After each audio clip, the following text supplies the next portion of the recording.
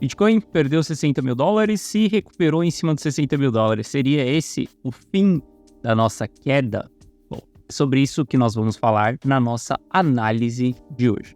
E Teles na área. Se você não for inscrito no canal, considere se inscrever. Aqui eu trago um mega conteúdo todos os dias da semana, principalmente quando eu falo sobre análise on-chain. E caso esse conteúdo venha fazer sentido para você, deixe seu like para dar aquela força pro canal, para mostrar que o conteúdo ele está sendo relevante, beleza? Bom, mas chega de papo, bora ver gráfico, que é o que nos interessa aí. Olha só, primeiro ponto, a gente passando aqui pelo gráfico intradiário de 4 horas, tá? Por que nós estamos passando pelo gráfico intradiário? Porque os time frames mais curtos, eles serão os primeiros time frames a reverter. O que nós queremos é exatamente uma movimentação dentro do diário e dentro do gráfico semanal também. Mas a gente pode antecipar essas movimentações em gráfico diário, por exemplo, olhando para gráfico de 4 horas. Quando a gente olha para o gráfico de 4 horas, nós temos uma movimentação de baixa. Nós temos exatamente um pivô de baixa dentro de um gráfico diário, né? Dentro do gráfico de 4 horas, a gente tem várias movimentações aqui dentro. A gente ainda continua em tendência de baixa, tá? Dentro de um gráfico de 4 horas. Como que a gente vai começar a identificar se o mercado ele só está formando um repique para continuar caindo mais, ou se a movimentação de alta que nós estamos tendo, por exemplo, que é essa movimentação aqui, ela vai ser uma movimentação de reversão ou não.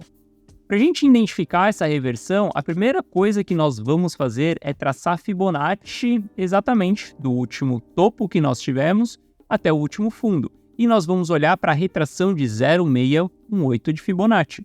A partir do momento que a gente fizer um rompimento dessa região de 0,618 de Fibonacci, nós passamos a iniciar uma reversão de tendência dentro de um gráfico de 4 horas.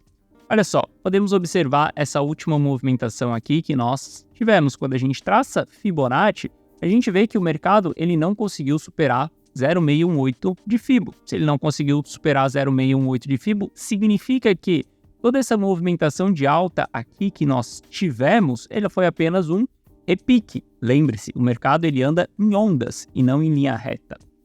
E bom, a gente vai considerar exatamente o mesmo padrão que foi formado na pernada anterior ali, tá? A gente tem dois locais para a gente traçar essa Fibo, que vai ser da movimentação completa que nós tivemos, tá? Isso daqui vai ser uma retração dentro de um gráfico diário, por exemplo, e a gente também pode fazer a retração dentro do gráfico intradiário de 4 horas para a gente entender dessa última pernada do gráfico de 4 horas.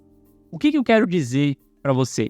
Que o primeiro sinal que nós vamos ter de opa, estamos tendo força compradora entrando no jogo, vai ser a partir do momento que Bitcoin se mantiver acima de 61 mil dólares. Antes dessa região, a gente ainda não considera nenhum sinal de reversão. Depois que a gente tiver esse sinal, nós já vamos dar all-in no mercado ali e sair comprado? Não. Isso vai ser um sinal de que estamos tendo o início de reversão. A real reversão ela vai acontecer quando a gente fizer um rompimento da média de 200 períodos e a gente fizer um pivô de alta na média de 200 períodos. Pô, Gui, então você está falando para mim que a gente só vai ter uma confirmação lá para 66 mil dólares do Bitcoin? Sim, é isso mesmo. Você só consegue identificar e ter a probabilidade ao seu favor depois de que você tenha algumas confirmações.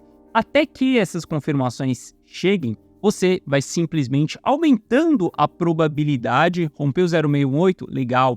Rompeu EMA de 200 períodos? Legal. Fez um pivô de... Bom, agora é hora de eu tomar a decisão de entrada, por exemplo.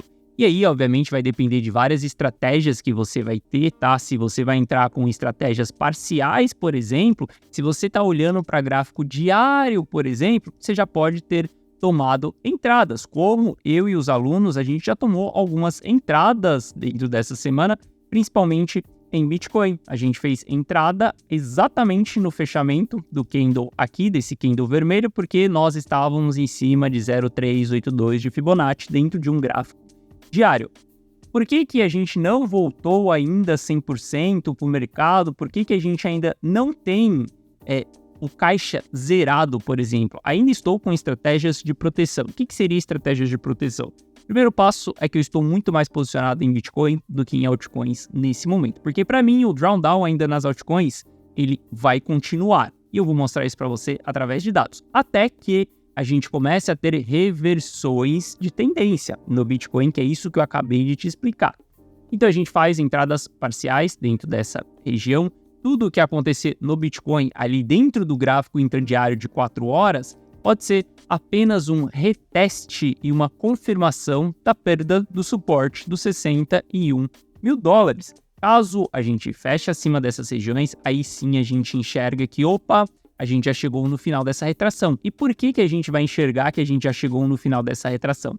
Primeiro ponto é porque nesse pullback a gente chegou dentro de um alvo de Fibonacci. A gente chegou dentro de 0,382 de Fibonacci do gráfico semanal. Se a gente traçar aqui apenas a última pernada que nós tivemos aqui, ó, do Bitcoin, que foi exatamente essa movimentação num gráfico diário, nós vamos ver que tivemos uma retração bem forte até 0,618 de Fibo. Ou seja, aqui é um ponto bem chave para o mercado mostrar se vai entrar a pressão compradora ou não.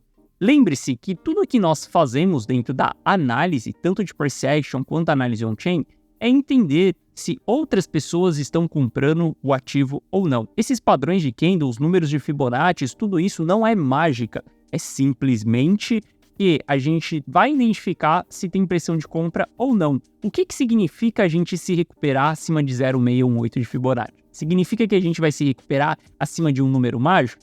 Não. Significa que a gente vai recuperar 61% da retração de queda. O que isso significa? Está entrando pressão compradora ao ponto suficiente para a gente superar mais do que 50% da queda que nós tivemos. Isso é um sinal de que nós temos interesse comprador e menos interesse vendedor. Então, a partir do momento que a gente rompe 0,618 de Fibonacci, estamos numa probabilidade onde tem mais compradores e vendedores. Não ache que uma linha no seu gráfico ela vai segurar porque ela é uma linha. Você precisa entender o fundamento dessa linha. Se você fala que Fibonacci não funciona, por exemplo, é porque você não entendeu o fundamento de Fibonacci. Não é um número mágico, mas sim uma probabilidade que está diante da sua frente, beleza? Bom, então a gente precisa aguardar esses fechamentos, gráfico de 4 horas, fechou em cima do 61 ali, a gente já começa a ter sinais de reversão. Quando a gente olha para Ether, por exemplo, cara, Ether perdeu o suporte ali, Ether barra Bitcoin, né? Ele perdeu o suporte, ele já veio 1, 2 vezes e ele não está conseguindo se recuperar acima desse suporte. Isso daqui é um sinal péssimo. Ether precisa voltar para cima dessa região para a gente ficar mais tranquilo com as altcoins. Enquanto o Ether estiver abaixo e batendo cabeça para voltar nessa região aqui, cara, a gente tem um péssimo cenário para as altcoins. A gente pode ver uma altcoin ou outra subindo, né? Ontem a gente teve, por exemplo, a Rivi subindo muito forte, mas quando a gente olha para o geral, por exemplo, para o Total 3, a gente ainda continua na mesma situação. Estamos ainda em tendência de baixa, topos e fundos descendente. E isso daqui pode ser um fundo duplo? Sim, isso daqui pode ser um fundo duplo e nós vamos identificar um fundo duplo a partir do momento que a gente romper esse topo aqui, a partir do momento que a gente romper a linha de tendência de baixa. E isso, para isso acontecer, a gente precisa que Ether comece a se superar em relação ao Bitcoin. Enquanto o Ether estiver mais fraco, tá? A perda desse suporte aqui, cara, foi um dos pontos que me deixou muito com o pé atrás das altcoins. A perda do suporte, tanto do Total 3 quanto do Ether barra Bitcoin, foi um dos fatores que pesou muito para que eu tomasse uma decisão de diminuição do risco das minhas carteiras. O que seria essa diminuição do risco?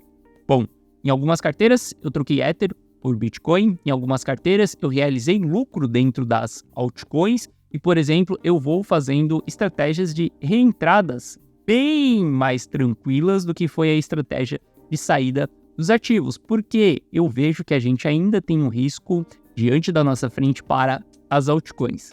Para o Bitcoin, eu ainda enxergo que está tudo ok, mas as coisas podem piorar. Caso as coisas venham a piorar no Bitcoin, aí eu tomo decisões de saída dentro do Bitcoin. Até o presente momento, cara, tudo bem esse drawdown. Se Bitcoin for até os patamares ali de 50 mil dólares, tá tudo bem a gente ir até os patamares de 50 mil dólares, desde que ele venha até os patamares de 50 mil dólares, que é ali entre 0,5 e 0,618 de Fibonacci, e que ele volte com força. Ele não pode vir até esse patamar aqui e voltar meia bomba. Se ele voltar meia bomba, a gente vai ter péssimos sinais para o Bitcoin, e aí talvez nesse momento a gente comece a pensar em realização de lucro dentro do Bitcoin. Mas isso só se a gente vier nos 50 mil dólares. Galera, lembre-se que nós estamos em all-time high. Nós estamos em região de topo anterior. A partir do momento que você rompe um all-time high anterior, a sua estratégia ela deve ser mais bunda na parede e menos bunda na janela. Quando nós estávamos aqui embaixo, o patamar de 30 mil dólares ali, cara, era muito mais tranquilo a gente comprar, a gente ficar posicionado, a gente sair investindo no ativo, porque a gente ainda estava longe do nosso all-time high. Agora nós já construímos um novo all-time high. Aqui a gente tem que ser muito cauteloso para que a gente não fique preso no topo e para que a gente não fique amargurando um longo bear market. Por exemplo, estou falando que um longo bear market vai acontecer no Bitcoin nesse momento?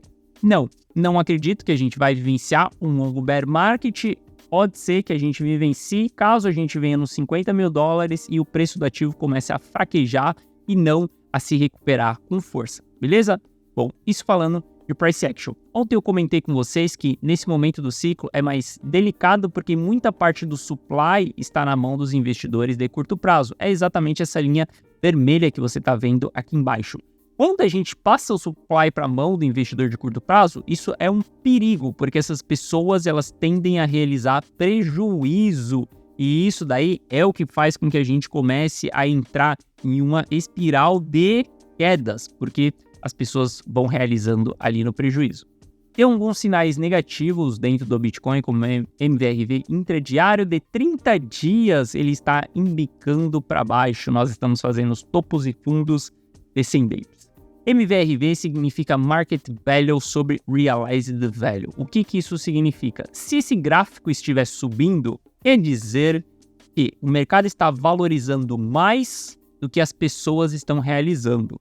Ótimo, a gente tem uma fórmula para o preço continuar subindo. Afinal, oferta e demanda. A gente está tendo mais demanda e menos oferta de venda daquele ativo. Quando a gente tem o MVRV intradiário caindo, isso significa que a gente tem mais realização do que o preço do ativo se valorizando. Ou seja, a gente tem menos interesse de compra e mais interesse de venda. Isso é a fórmula perfeita para a gente entregar movimentações de baixa. Nós precisamos fazer uma boa manutenção aqui dentro do MVRV intradiário de 30 dias para a gente continuar subindo, tá? Como que a gente vai fazer essa boa manutenção? Primeiro, a gente precisa se superar acima dessa linha neutra aqui, que foi encontrado como resistência recentemente. Isso daqui é muito péssimo, tá? A gente ter essas regiões de resistência. Veja que em alguns momentos a gente já flertou essas regiões aqui, foi rejeitado, depois a gente tem um rompimento dessa região aqui. Aconteceu ali também em outubro de 2023, onde aqui a gente começou a romper essa região e o mercado começou a formar topos e fundos ascendentes. Aqui a gente tinha um sinal de que estávamos tendo poucas realizações de lucro e que a gente tinha uma manutenção para continuar subindo.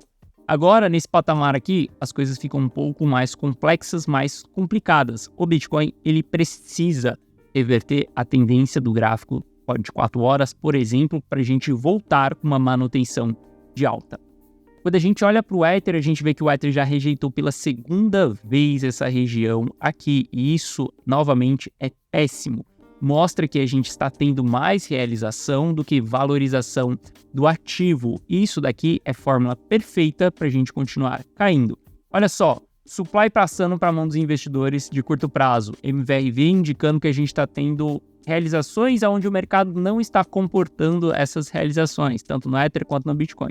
Isso daí é um sinal negativo. E quando a gente olha para os investidores de curto prazo, eles estão dentro do raio da fase de capitulação, ou seja, os investidores de curto prazo eles estão no prejuízo.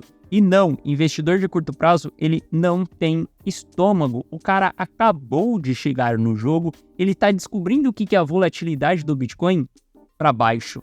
Ele está acostumado com uma B3, com alguma coisa do tipo, e quando ele vê um drawdown ali de 10%, 15%, 20%, o cara se desespera, se borra todo e ele vende no prejuízo. E como a gente tem grandes quantidades de capital, de supply na mão desses investidores de curto prazo nesse momento, isso é um grande problema.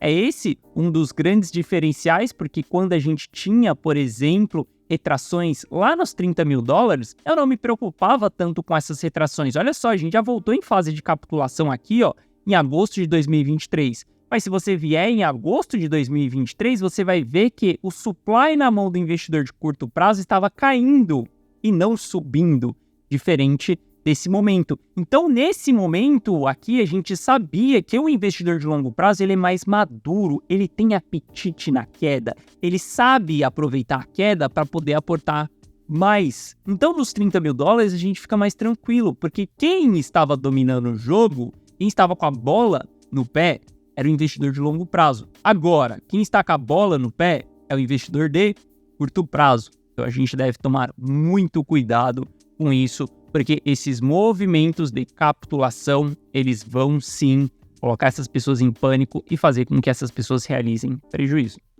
Se a gente olhar a quantidade de bitcoins em loss nesse momento, em prejuízo, a gente tem 3,6 milhões de bitcoins no prejuízo, ou seja, 3,6 milhões de bitcoins está na mão desses investidores de curto prazo. Não gostaria nem um pouco da gente ver esses caras vendendo metade disso daqui ou vendendo esses 3,6 milhões, beleza?